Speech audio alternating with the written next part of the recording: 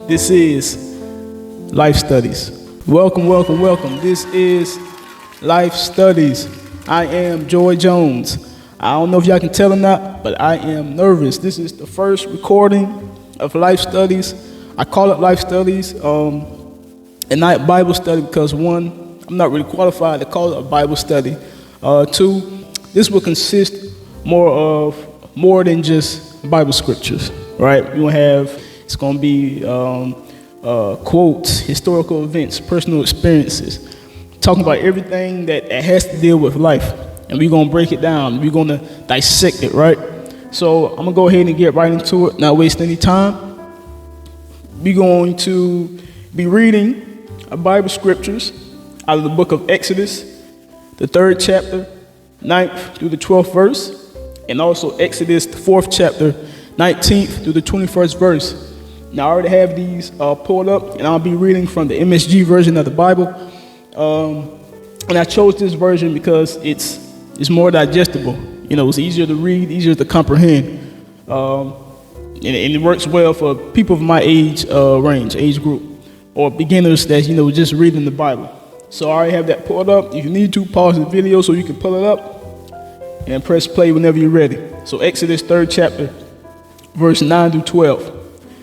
The Israelite cry for help has come to me, and I've seen for myself how cruelly they are being treated by the Egyptians.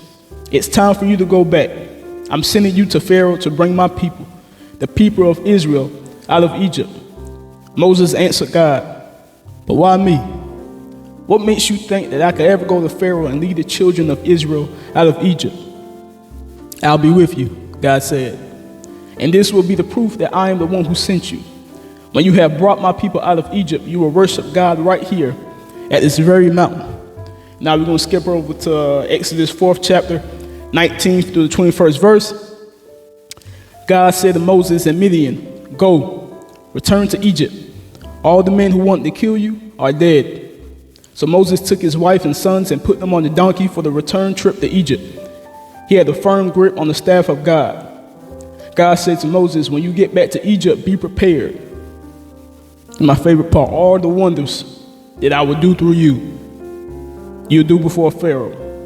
But I will make him stubborn so that he will refuse to let the people go. And so, for the title of the day, something to think about, not afraid to be afraid. Not afraid to be afraid. And Lord God, I just ask you that you work through me, you speak through me, give me the words to say. If there's something I'm not supposed to say, dear God, take it from my thoughts, take it from my tongue, and let your wonders work through me, dear God. In Jesus' name I pray, amen. So here we have Moses, a man said to be blessed from birth with good looks. And not only that, his wits, his knowledge, his intelligence paralleled his looks, right? And not only that, he was also said to have an athletic build. Right? And of course, I'm put the Bible references in here for you to read for yourself. So he was the full package. Full package. In today's terms, he was a 10 out of 10. He was a Aaron Pierre Mufasa. He was a Idris Elba. In the women's terms, he was a Nia Long. He was a Janet Jackson, right? So imagine if you were blessed with looks, brains, and body. Some of y'all only got a half of that, and you walk around like you just all that in the bag of chips. Moses possessed all three of those things, and yet it says he was the most humblest man that ever walked the earth. Now, humble deriving from the Greek root humus, meaning of the ground. He was meek, he was lowly, he was submissive. All right. So either from the kings to the priests, from the richest to the poorest, from the healthiest to the lame. From the prettiest to from the smartest to he was the meekest. He was the most humble out of all of them. I wonder if Moses was chosen because of his earthly characteristics or because he knew how to submit. I mean, this was a daunting task, going to Egypt to face an unwavering Pharaoh with nothing but your brother and your staff, to free a people who really didn't even believe in you. To free a people who didn't really believe in you. I mean, Moses asks, what if they don't listen? What if they ridicule my poor grammar? What if this? What if that? And fear will have you questioning things that never happened. Moses was questioning things that was never said. And although it is proactive to think things over before making a decision, why is that every time we think things over, it's always the most gruesome, tear-jerking, saddening outcomes that we think of? Why is that that's the first thing that comes to our mind, and we continuously ponder over that instead of creating scenarios of joy, of overcoming, of success? We always go the opposite route. Sometimes we think and we speak things into existence. Now, I don't want to make it seem as if I'm saying we're God in a sense, as if we can just wish something and it'll pop up, it'll be there. I don't mean that when I say we think and speak things into existence. What I mean is, for example, say if you wake up one morning and the first thing that comes to your head, the first words that come out of your mouth is, I'm gonna have a bad day today. I ain't sleep too good, I'm tired, I'm gonna have a bad day today. So all while you getting dressed, all while you eating your breakfast, all while driving to work, you're just thinking to yourself, I'm gonna have a bad day today. Today is not my day. And so when you get to work, you already have that energy. You already have that presence of, don't bother me. You're already walking around with attitude.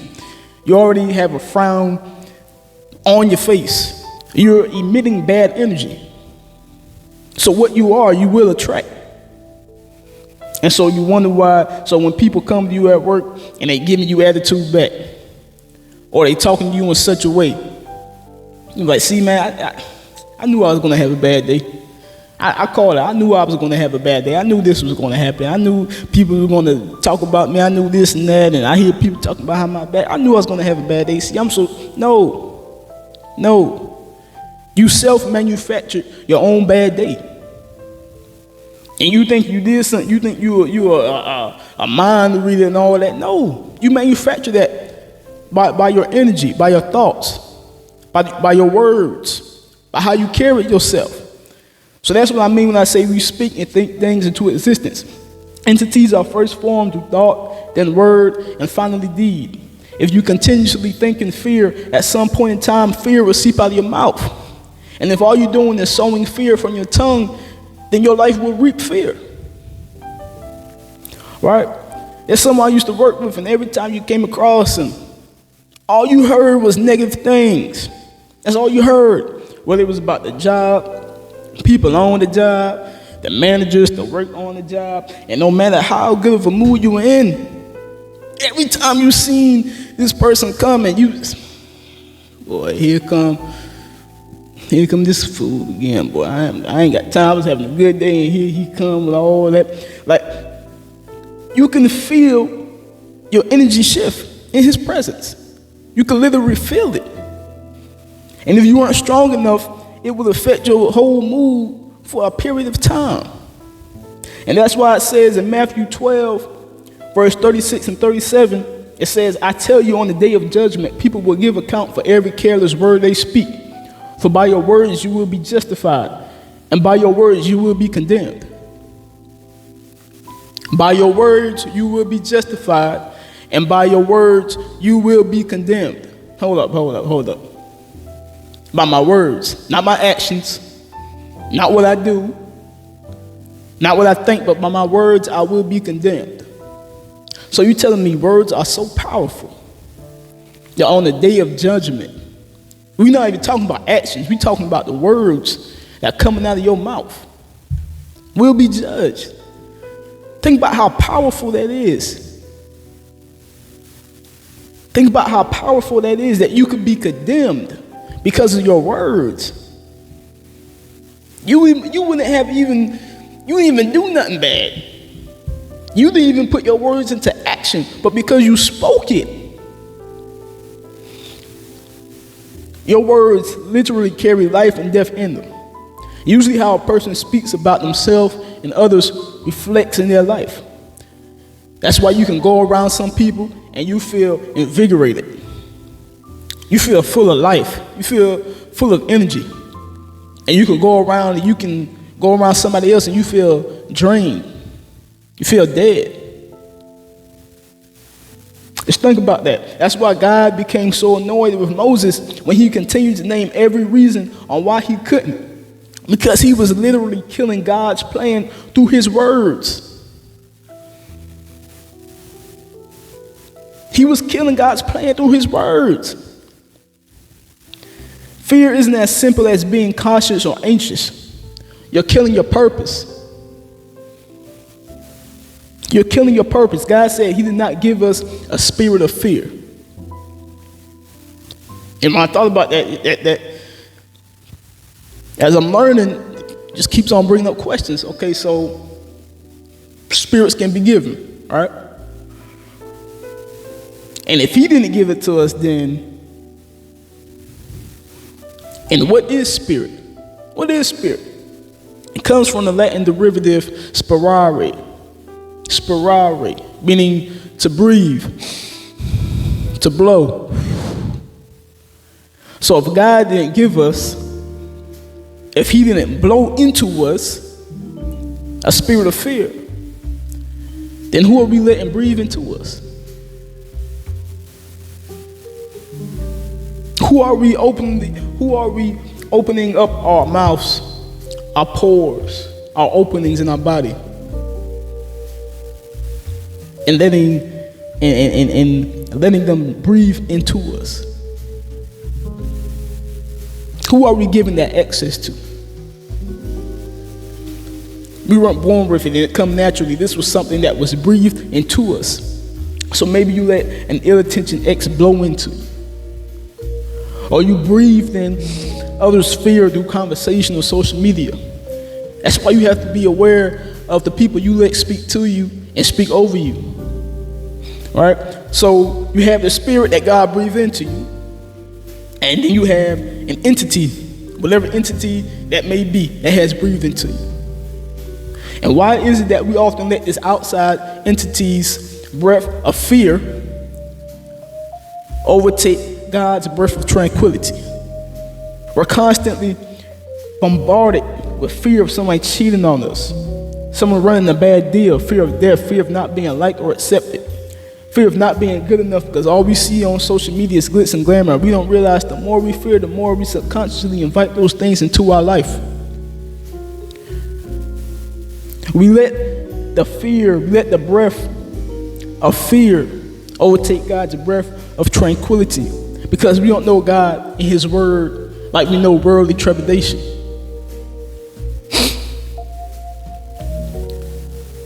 And because we don't know the wonders in the word of God, it's hard for our life to invite his wonders into. If I don't know God to be a way maker, how can I ask that of him? I can't ask you to do something that I'm not aware that you can do. If I don't know you a way maker, I'm not going to ask you to make a way for me. But if I know that you are a way maker, hey God, look here. I've been applying for all these jobs. None of them call me back except for this one. And they say it might be a little bit too late because they got their eye on somebody. And God, I did the work. I put in the time. I did everything that you asked me to do. So I need you to make a way for me. Because I know that's who you are. And I know that's your word. And I know that's what you promised to do for me. So I need you to make a way. But if I don't know God and his word, and if I don't know him to be that, I can't ask that. I can't ask that. And that goes for anything. How can we receive something that we don't know about? How can we think of those things which are good when we don't study or read upon or learn those things which are good? We have to know him. God gives us a peace that surpasses all understanding because, yes, I may not know what I'm getting ready to walk into, and I don't know if this is going to turn out the way I please, but I know all things work together for the good of them that love God and are called according to his purpose. Everything works together, the good and bad as one. I'm going to let this company falter. I'm gonna let you use your job because I know the good over there is working. They're stewing up a better career for you. But the good can't be good without the bad being bad. You can't have one without the other. That's why it works together. Everybody's always praying for better days, for better times, for better this, better that.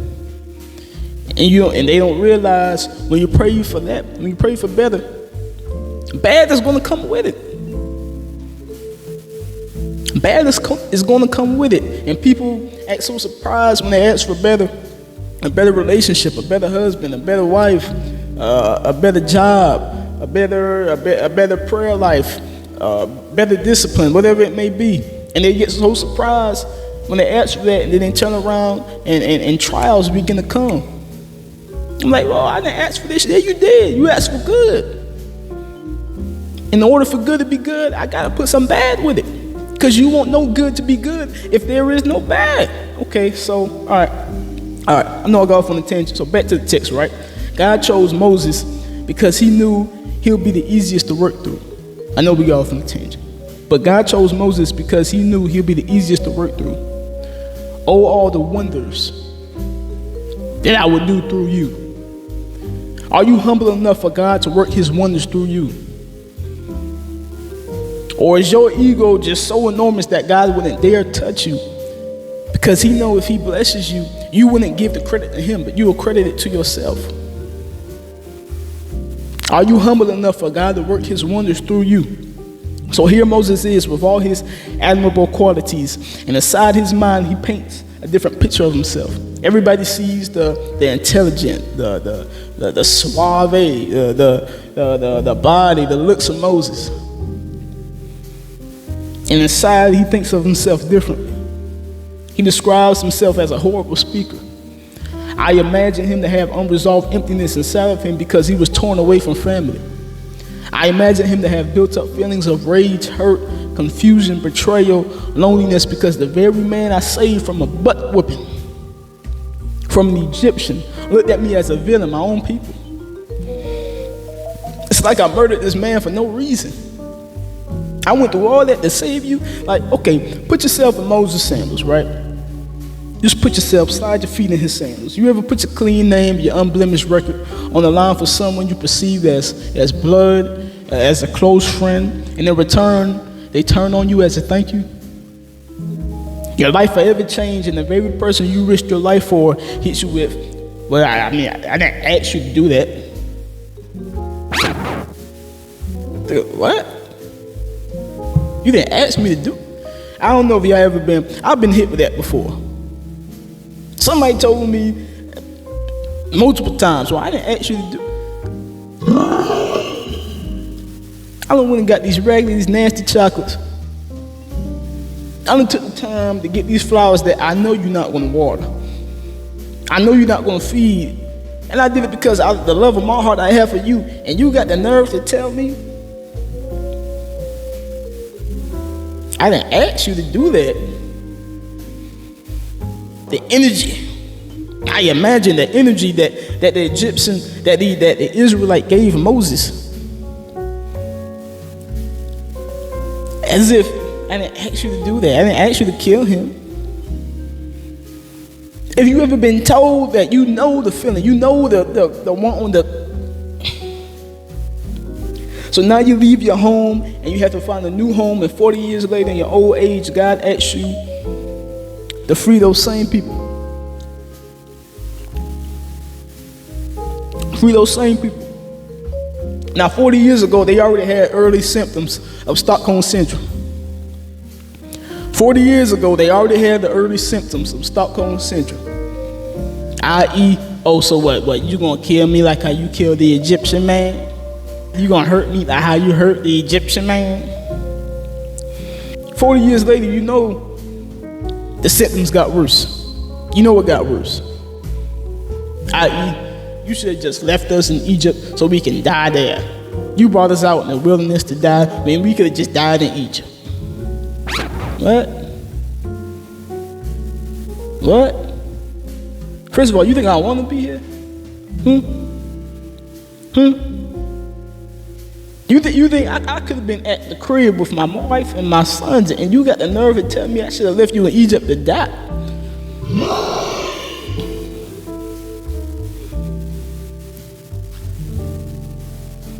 You can feel Moses' frustration. So God comes to Moses and lays this heavy task on him, and Moses informs God of his shortcomings, as if God didn't already know. Moses is giving him reason after reason on why he can't, and God's response to every excuse is, don't worry, I'm God. What you tripping for?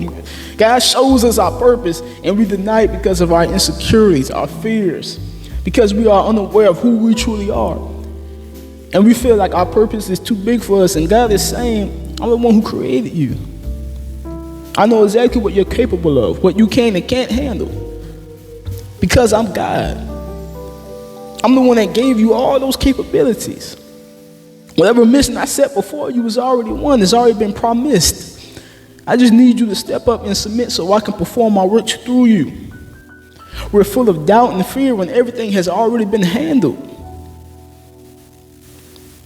The land has already been promised. And we worry as if we don't have God on our side. As if we don't know who God really is in the works and the wonders that he can do through our life. So Moses at this point is full of fear and doubt, believing he's not the man for the job because who will ever listen and follow him? I mean, you hear me talk, you hear me speak. I'm over here studying, I can't, who will follow me? Who will listen to me? Whoever listened to an ex-felon? Who will listen to a single mother? Who will listen to a dropout? Who will listen to an ex-drug dealer? Who will ever listen to a fast food associate? Who will ever listen to a cart pusher for Walmart? Because I mean, look how the way they talk about them. Look how the way they treat them. As if they're not human. Who will ever listen? So what's the point of me going out here and putting myself out here if I know they're not going to listen? What's the point? That's a lot of feelings of people back then and now. The people that's for you, they want to listen. They're going to follow. And God doesn't care about everyday titles and past mistakes when there's heavenly work to be done. In order to loose on earth was loose in heaven, he has to work through somebody. He has to work through something. And since everybody's unclean, he might as well work through me. God is no respecter of persons. Whether you're a murderer or a liar, tomato, tomato. In God's eyes, tomato, tomato. I'm saying, God, no, you can't work through me because I got this going on, I got that going on, and I'm struggling with this, and I'm clean. So maybe you should just choose him or choose her instead. They look like they got everything going on, but they just as unclean as you. They might be even dirtier. You look over there to the next man, he's unclean too. So why not work through me? Why not? It's my mission, it's my purpose. Right? Moses believed that he was useless to God. But what man calls useless, God calls essential. And it's funny how God uses the useless people to shine through and uplift, because he knows when they finally make it, they're going to scream his praises, not their own, because they know without his power working through them, they will be nothing. They will be nothing. Moses doubted himself and feared he was incapable.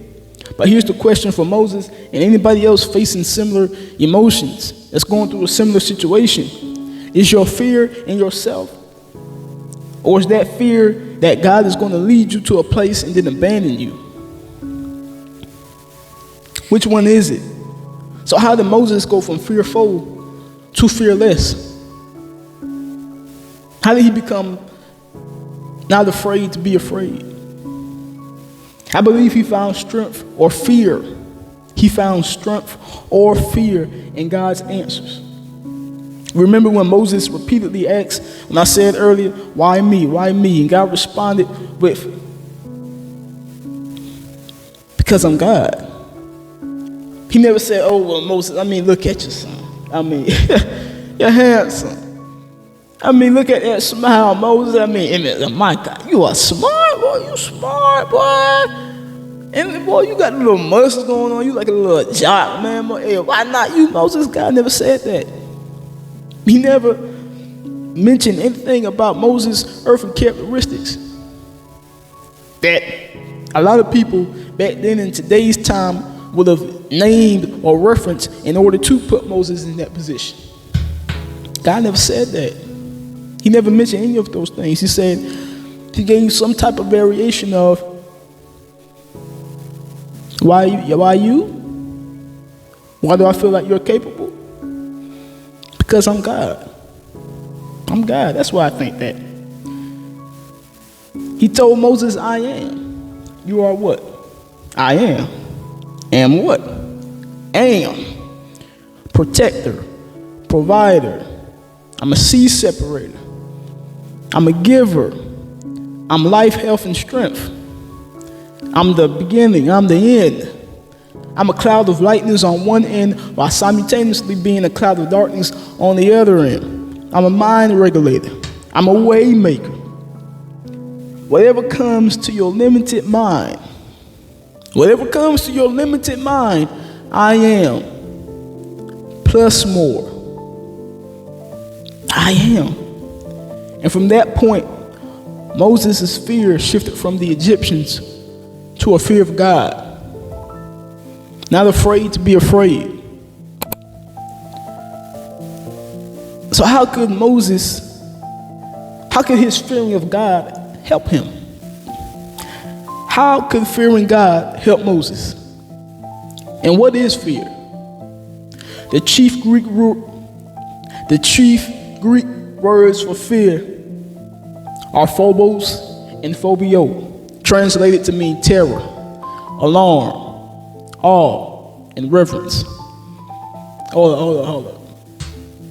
You telling me one word can mean terror and harm, while simultaneously mean awe and reverence?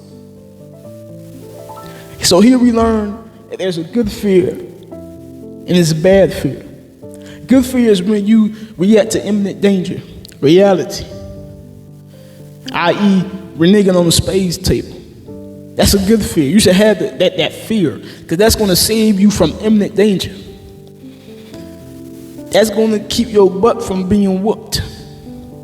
That's going to keep people from calling you names. That's a healthy fear. For all the spades players out there, you know, especially when you're playing with somebody new, one of the first questions that ask, hey, you don't be reneging now, do you? You know what a renege is? You don't renege now, right? You show, right? When you get your cards, you separate the reds from the blacks. You put your clubs with your clubs, your heart with your hearts, your diamonds with your diamonds, but you separate the two with diamonds. You put that with the spades, because that's a real spade, and you put the spade with the spades, and you make sure you separate red, black. So you make sure you don't renege, because you have a healthy fear of reneging. You have reverence of the rules, and you have respect for your partner, and you have respect for the imminent danger that might come your way if you play a diamond when they got hearts on the table. That's a healthy fear of reality. Bad fear is a fear of illusions, something that never happened, something you made up in your mind. You claim 2.5 books, you claim 2 impossible, but 8 of your 13 cards are spades. You claim 2 impossible, and 8 of your 13 cards are spades, and 2 of them is jokers. And you fear you don't know if you really know how to work your hand, and you're afraid of being set. That's an illusion. So you underplay your hand. You undervalue your gifts. You undervalue your abilities, your talents, because you have an unhealthy fear. The Bible talks about these 2 different fears.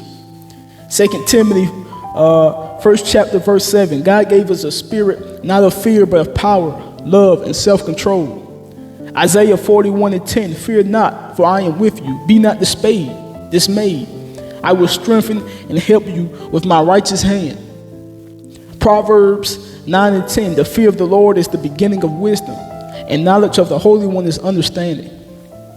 The fear of the Lord. Hold up now, we done switched it. We were talking about he did not give us a spirit of fear, but of love, power, and self-control. Now he's saying the fear of the Lord is the beginning of wisdom. The reverence, the awe of God is the beginning of wisdom. In Psalms 34:7, the angel of the Lord encamps around those who fear him, and he delivers them. One fear strengthens our faith in God, while the other causes us to subconsciously question God's power. One fear strengthens our faith in God, while the other fear subconsciously has us questioning God's power. If you fear your enemies, you're questioning God's word when he says, I will be an enemy to your enemies, and I will oppose those who oppose you. If you fear your ability to obtain success, you're questioning God's word when he says, blessed is the one who trusts in the Lord, whose confidence is in him. Moses' initial fear of the Egyptians and even his own people was bad, but his fear of God gave him the courage to face those who he feared. Your fear of not fulfilling your purpose needs to be stronger than your fear of the opinions of others. So I want to spend this time talking about how to properly fear, using fear to your advantage. And this is going to sound oxymoronic, but we become vain and self-absorbed when God is calling us to our purpose. He's telling us to move. And we keep on telling him, we keep on responding with, I can't do this, and I can't do that, and I'm not qualified, I can't. And God didn't ask you if you could, if you could not. He didn't ask you all that. For one, he's God, and he's very aware of all of our capabilities and incapabilities. And two, God doesn't make mistakes. He's perfect. So he didn't make a mistake when he called your name. He didn't make that mistake. It's not like he just went to a box and was like, okay, so I got this mission going on. I need somebody to do this. Let me see. No, not, let me get Tasha. Let me call Tasha's name to do it. No. The Bible said he knew you before you was even in your mother's womb.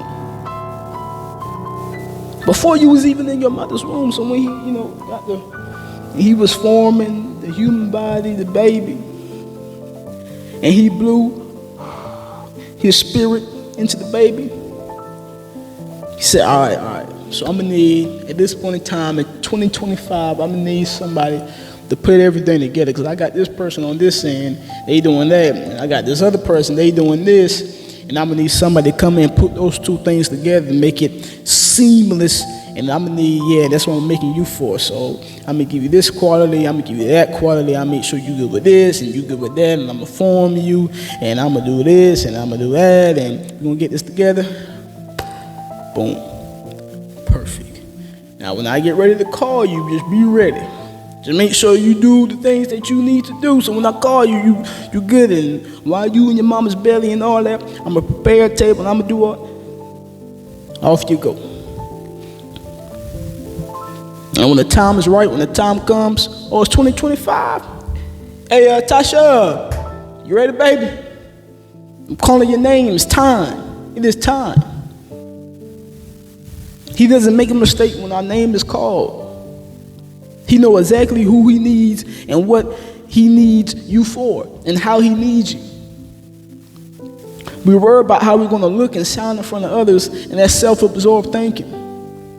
Your purpose isn't even about you. It's about God's ultimate plan to bring heaven to earth and how he needs every moving piece moving according to plan. It has nothing to do with how we are viewed by ourselves or viewed by others. We must understand where we are weak, he is strong.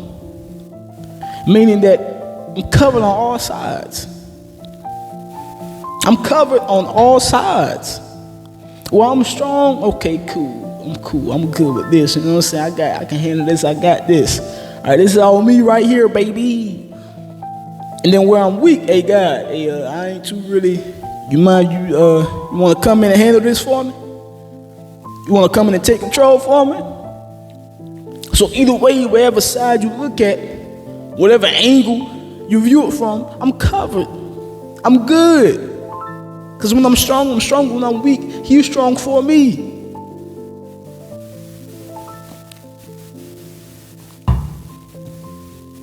My strong suit is writing, all right? But when it comes to reciting in front of crowds, I'm weak. I'm not even talking in front of a crowd right now, and I'm weak. I done practice, I done reread, I done study, I done did the work, and I'm stumbling, and I'm weak, and I'm nervous, and I ain't even in front of a real crowd. But I love writing, I love studying, I love learning, I love God. But I'm going to do this anyway. And I'm going to go and I'm going to read my poems on stage anyway. And I'm going to do open mic anyway. And I'm going to talk in front of this camera anyway. Because if this is truly my purpose, if this is what God has placed in my life for me to do, once the camera turned on, once I hit the stage, I know God is going to completely take over. He's going to take over. So I'm not worried. I'm cool. Have you ever heard someone say, whenever I'm performing, it feels like an out-of-body experience? I just zone out and something else takes over. And some people call that a second persona, but I call that God. I call it God. We can either fear God or we can fear everyone else. So how do we properly fear God in order to possess a perfect peace? One that surpasses all understanding. And I'm going to try to, hurry up through this because I'm trying to keep these episodes by an hour and under. So I'm going to try to hurry up, but I'll make sure I touch every point. So how do we fear God? How do we properly fear God in order to possess a perfect peace? First, we have to know God and who He truly is. Everyone had or has that parental figure or parent in their life where love was given and received. But you knew not to do certain things around them or even period because they laid the foundation of what was acceptable in their sight, i.e. the Ten Commandments. You can do this, but you can't do that. You can do that, but you can't do this, and you can't do that, but you can do this, and however it may be. Every time you thought of doing or did one of those impermissible things, there came over a feeling of you regret and fear.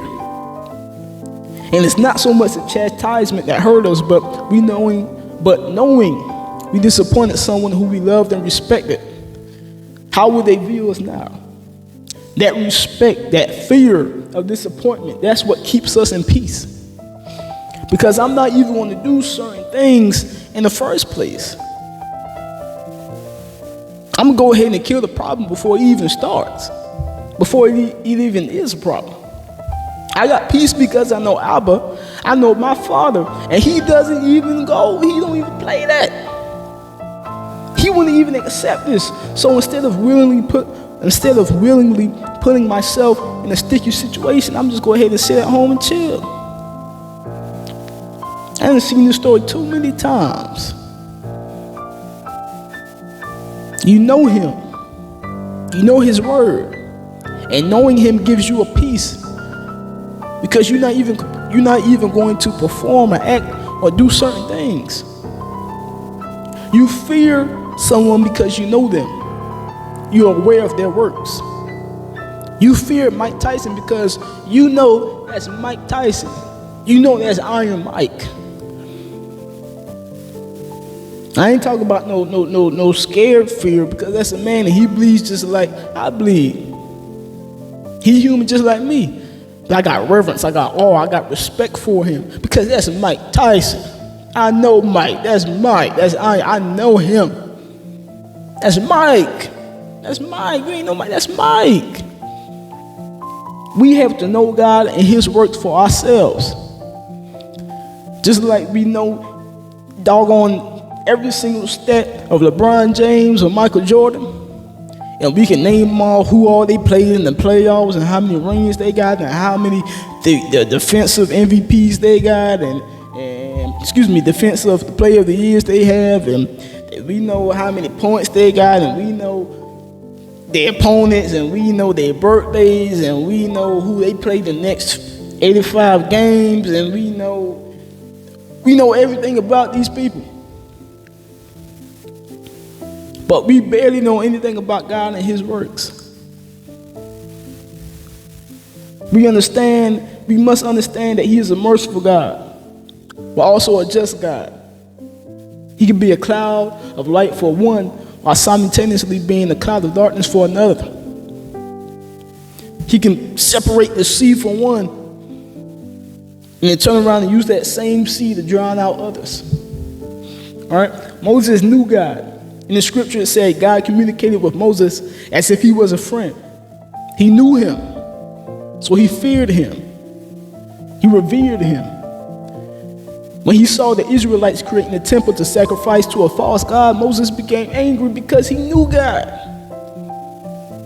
And he knew that would anger him.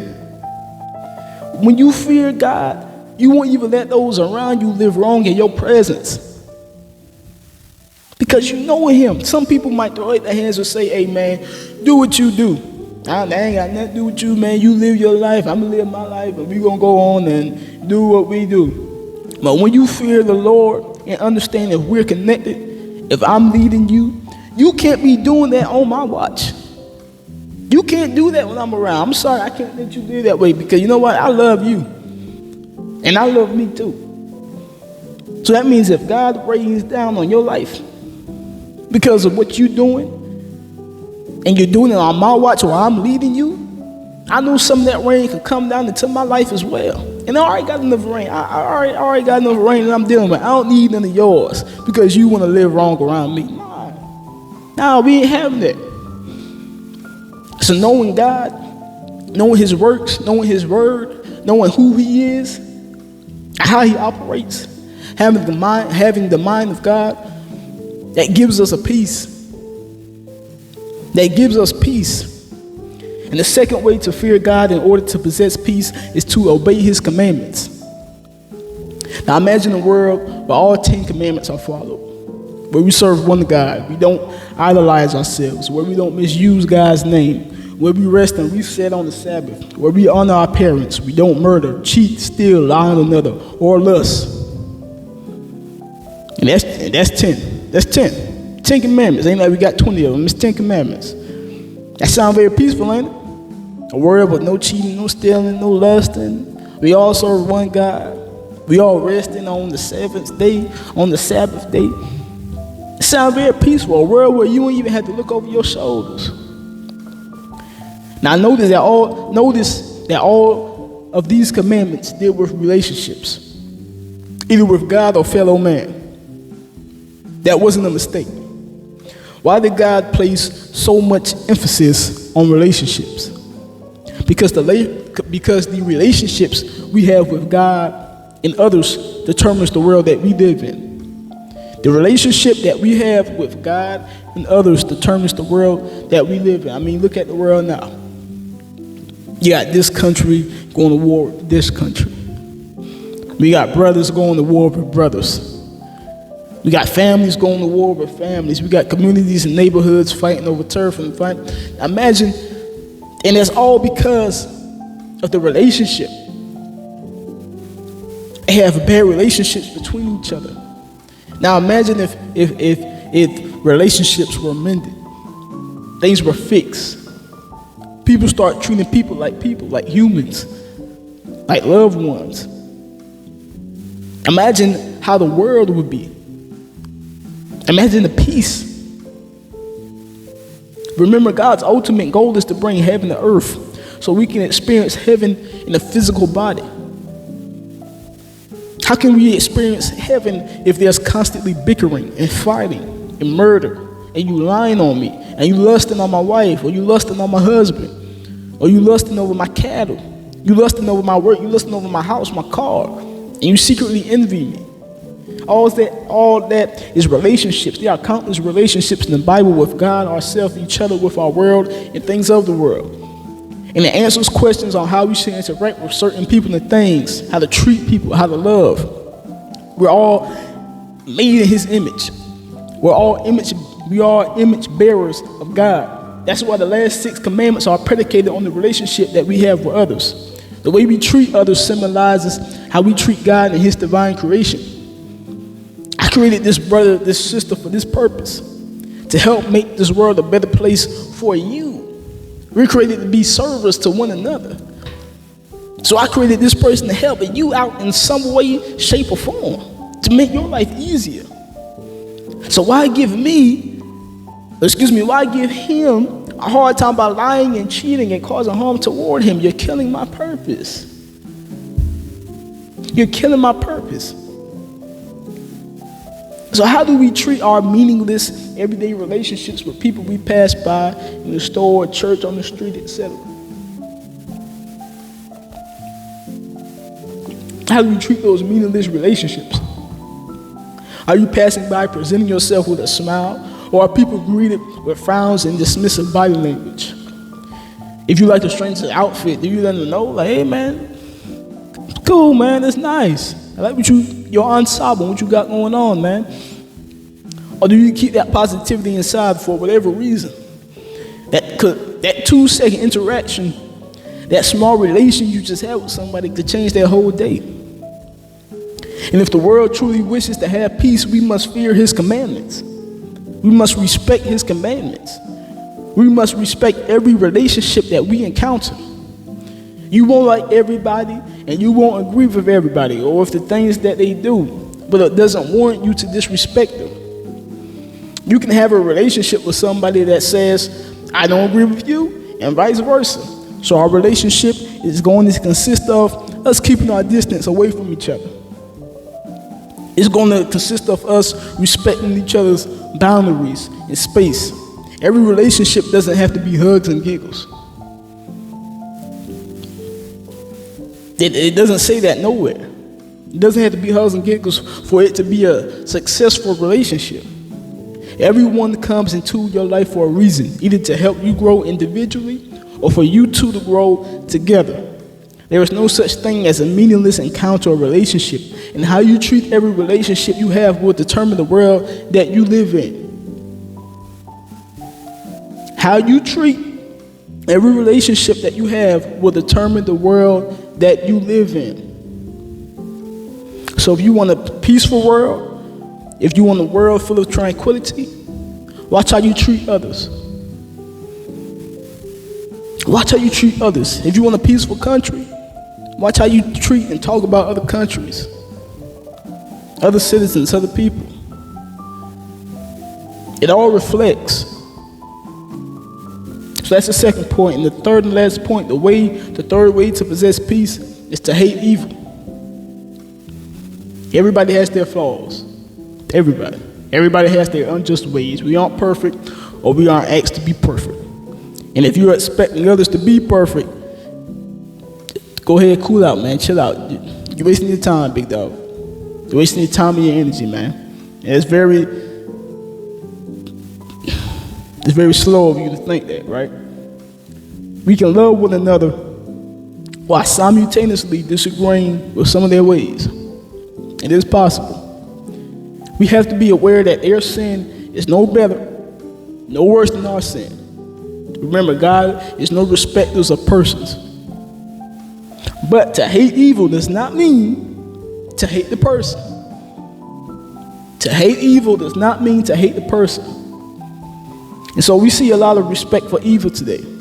Drug dealers, murderers, scammers, false prophets, being idolized instead of cast down. The majority of the world are consumers. And there are only a few producers that are publicized and have made it Hollywood. And when I say producers, I mean artists, actors, entertainers, CEOs, entrepreneurs, directors.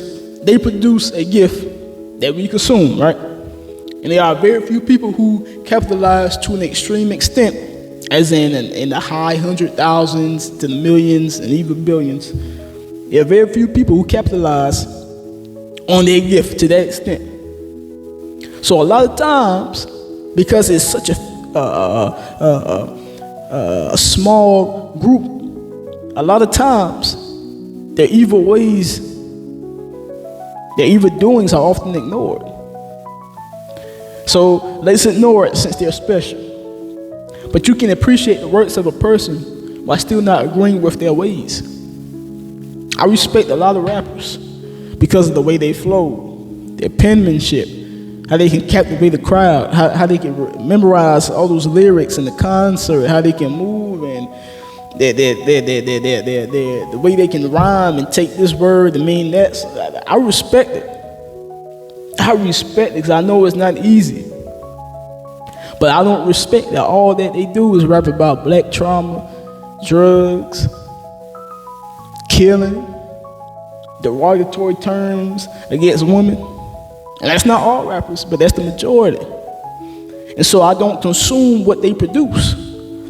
Not because I don't like them, but because I don't like what they produce.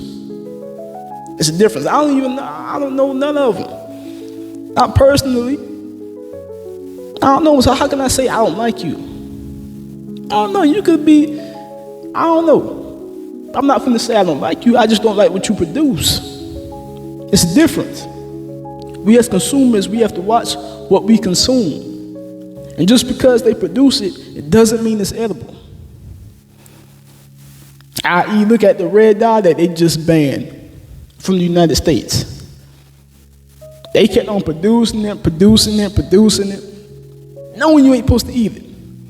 It just didn't just become non-edible, inedible, however you want to say it. It been that way. But they kept on feeding it to us because it tasted good, because it made the food look pretty. But it wasn't edible. It never was. What we are what we eat spiritually, mentally, and physically. If we discontinue consuming foolishness, they will no longer produce it. People say, man, I'm tired of hearing the same thing in the rap songs and all that. Well, stop consuming it. Stop listening to it. If we do that, they'll stop producing it. If you stop feeding yourself lies of the devil on how you're not worth it, or you'll never be in a relationship, and you feed yourself positivity, then maybe you'll find or maybe you produce a Boaz in your life. You are what you attract. You are what you eat. By not consuming foolishness, we wean out the real versus the quote-unquote industry plants. Once we begin to condemn or simply just ignore instead of propagating things that are unworthy of our time or money, we will begin to have peace within ourselves and within our world. Now, when I say condemn, I don't mean publicly ridicule or selfishly chastise them. He who is without sin, go ahead, throw that stone. Go ahead, throw it. When I say condemn, I mean correcting others, not disregarding every man's nefariousness. When I say condemn, I mean correcting others, not disregarding every man's nefariousness. Meaning, it's okay to correct me. It's cool. Correct me. Do your thing. I'm open to all corrections that are said and done out of love. I'm open to all corrections that are said and done out of love. But don't correct me. Do not condemn me like you out here living like the Virgin Mary. Come on, man. Come on, man. Don't correct me as if you were in my position, you wouldn't be making any mistakes. Shoot, it'd probably be worse. Don't correct me as if I was made to be perfect. Don't do that. Correct me like you are cognizant of the fact that we are all God's imperfect children. And we are all going to sin by thought, word, and deed. And if you're going to correct me, just don't tell me I'm wrong. Direct my vision to a lighter path. Correct me with love. In the words of Andre 3000, 3 Stacks is what I call him, she's yelling that that's a sin. Well, so is telling young men that selling is a sin if you don't offer new ways to win. In the words of Nasir Jones, Nas, what I call him, the arrogance of a crackhead, mad at a weed smoker, or a pill taker who hates a distilled wine drinker, a killer who uses a gun to hate on a knife slinger. How could you? The arrogance of a liar that hates a thief, an adulterer who hates a murderer, but you're killing marriages. There's a quote that says, "What judgment pronounce you upon him who honest in flesh, yet is a thief in spirit? And you who would understand justice, how shall you unless you look upon all deeds in the fullness of light?"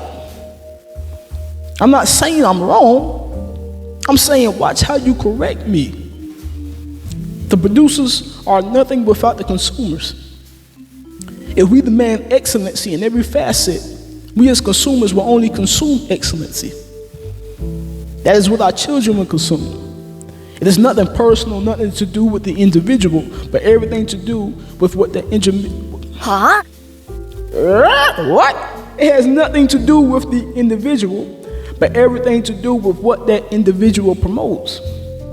Promote and produce peace, and in return, peace is what we will consume and secrete as consumers. You can't have peace where there's evil.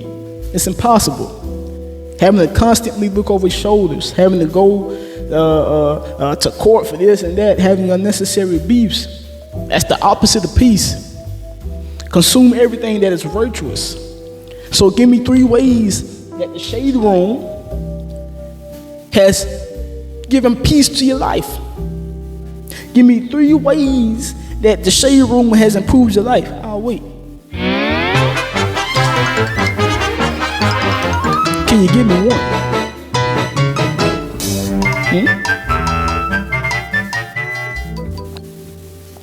Give me 3 ways on how lyrics on death and drugs and hoes. Give me 3 ways on how that has improved your life. I'll wait.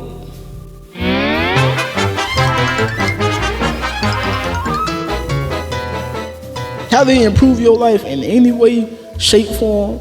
How is it improving the world? Words on death and destruction. Remember the words that you say on the day of judgment. You will be condemned.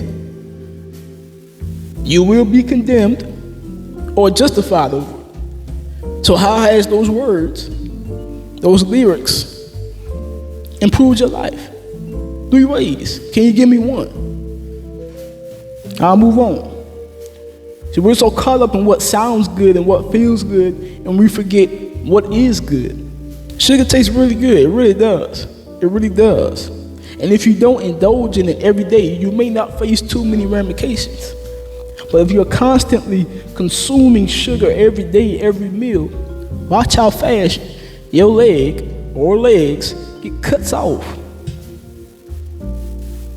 Get cuts off. If you're consuming drama, gossip, lies, nonsense, lust every day willingly, watch how fast your peace gets cut off. Watch how fast. And take those things out of your life. Take the gossip, the lies, the nonsense, take that out of your life. Watch how fast your peace, I don't even understand this type of peace. Where did this even come from? A peace that surpasses all understanding. Watch how the tide change. So it's okay to have a healthy fear. It keeps us alive. It gives us peace because we are aware of the word. Romans chapter 8 verse 6 says, the mind governed by flesh is death, but the mind governed by the spirit is life and peace. Proverbs 16:7 says, when the Lord takes pleasure in your ways, he causes enemies to make peace with you. Psalms 119 and 165 says, great peace has those who love your law, and nothing can make them stumble. Nothing can make me lose my balance because I'm anchored in Christ. So I'm not afraid to have fear in God. It's okay that I'm not perfect. It's okay that I don't know how to do everything. It's okay that I have weaknesses that correlate with my strengths. I love making people smile, but at the same time, I'm coy. I'm a little shy. I love singing, but at the same time, stain. I love singing, but at the same time, I had stage fright. I love my business, but at the same time, I have a weakness in marketing. And all of that is okay because I know if I revere God and know Him to be who He says He is, I know that He's going to cover every weakness that I have. If He gave you every single strength, you wouldn't need nor acknowledge Him. You're afraid that your weaknesses will hold your strengths back, and God is saying your weaknesses are my strength. Oh, the wonders that I would do through you. Oh, the wonders that I would do through you. It's not okay to fear worldly forces. It's not okay to make room for anxiety, fearfulness, worry, and stress. Clean that out your heart and make room for God and His word and His commandments and things that are good. And I understand that we're human. And when we walk into a new stage in our life, when we're being pulled toward our purpose, our initial emotion may be fear. It may be terror because we're cracking out of that cocoon. We don't know what it's like to be a butterfly. We don't know what it takes. Only 5% of caterpillars make it to butterfly. So we don't even have a lot of examples of butterflies to learn from. So things may be frightening, yes, but that second emotion has to be serenity. You tell your emotions how to feel, not the other way around. You tell your emotions that you are more than a conqueror. Tell your emotions that you are made for this. You were made for this. Tell your emotions that you weren't created to be fearful. Yes, this is a new endeavor. And it may be scary at first, but I'm not afraid to be afraid because I know if I've been called to walk through it, then my fear of God surpasses any and all man-made fear. My reverence for God gives me peace because if He did it for a murderer, if He did it for a promiscuous woman, if He did it for a deceiver, if He did it for everybody else, I know He's going to do it for me. I know He's going to do it for me. I know He is. The Lord is my shepherd, my God, my director, the orator of my steps. Whom shall I fear? Whom shall I fear? And before we head out, before I go, I wrote a poem to, correlate with this life study lesson for today. I don't have a name for it, I didn't name it. But that's okay though. And if you watched the movie The Help, you kind of know where I'm going with this. That's where I got my inspiration from for this poem. You is kind, so, you is smart, you is kind, you is important. Don't put on the front to downplay your light. You is potent, working day and night to rewrite every stereotype. You is determined. Light up the darkness and let no one dim your Fahrenheit. You is legend. You came out brighter when people threw pressure your way. Thought it was kryptonite, but you was diamond. You see through all misleading propaganda they recite. You was brilliant. You sacrificed time, energy, and love to please Christ. You was humble servant. Even when the world tries to steal your smile, you still emit warmth. You was resilient. Watch your back though, because people see that and start moving in spite. You was threatened. They don't understand why God has a special calling on your life, and they gripe. You was what's happening. Born to bring sight to the sore eye. You was God's placement. I pray you realize you are a one-of-one prototype, born qualified. You was encouraged. Your name coincides with greatness and meekness alike. You was magnificent. Your success is imminent. You is different. So always remember who and whose you are, because there's always going to be someone to tell you who you aren't. So be great. Hey, family, that's all I have for you today. I pray, I hope that you were blessed. I hope that you weren't too thrown off by some of the hiccups in my speech. But Lord knows I was jittery. I was nervous. But we had to push through it. We had to push through it. All right. So I pray that you take at least one thing from what I said in this hour, 10 minutes now, and you apply it. And you apply it to your everyday life, so you can become a better person. So you take what Moses did and his experience with the Egyptians, with God, with the Israelites, and if that applies to you in any way, shape, or form, that whatever mistakes that Moses made, whatever fear he had, that you take that, you learn from it, and you take heed to it, and you study it. You study the whole book of Exodus, the book of Deuteronomy, the book of Joshua. You study it. All right? Study his life. Study his life. This is life studies. I pray that you all was blessed, that you was touched, that you was informed, that you learned something new. We'll be here again next week. Hopefully everything turns out a little bit more smoother. And I think that's all I have to say. Also, you see this merch that I have on. First Amendment, we the people. Hey, man. Hey, go get it. Where is that? Right here. Go get it. Go be great. Go be great now. You got this merch. Oh, man, I got a little stain right there. That's crazy. That's all right, though. That's okay. Go be great, man. A little merch going on. Got the pants. I know y'all can see I got the pants going on and all that. Go get your merch, man. Go get your merch. Like, share, comment. Hey, all criticism. All criticisms made out of love. Any critiques, any blessings, any compliments, hey, just put them in the comment. Put them in the comment section. Like, comment, and share. Follow my YouTube page, Joy Jones, my TikTok, my Facebook, all the same. Have a blessed week, family. Have a blessed week.